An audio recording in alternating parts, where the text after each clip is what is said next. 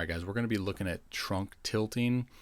I don't know what else to call it. That's pretty lame, but just another mechanism to instill some rhythm. Again, for me, rhythm, athleticism, it's all going to promote timing. So it's a movement that will influence the optimization, if you will, of like the timing.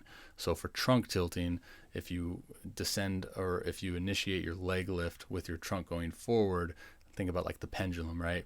The next movement is going to go back, and in that series of movements there can influence the timing in which you separate your hands. Clemens here, let's fix this. So Clemens is one to do it as well. This is going to be subtle. It's in the stretch, but you can see as soon as he initiates his leg lift, he has a little bit of momentum going forward, and now as he reaches his full peak leg lift, now he's going to descend. That's when he's going to tilt his trunk ever so slightly. That's his mechanism there to understand, boom, that's when we separate our hands, and that's when we load the back hip. Okay, trunk tilting forward. Another good example, Bauer do this move. As soon as he initiates his leg lift, you can see the trunk starting to tilt forward, and now as he descends, now he trunk tilts backwards, right?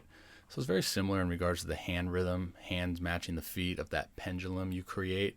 I look at it in terms of it being very similar to influence just optimal timing of when certain movements are going to be then taking place, right? So if you can tilt, as soon as you initiate, you tilt, tell your body we're going to get going forward, and now you tilt backwards to initiate the following movements of hand separation and drive leg loading.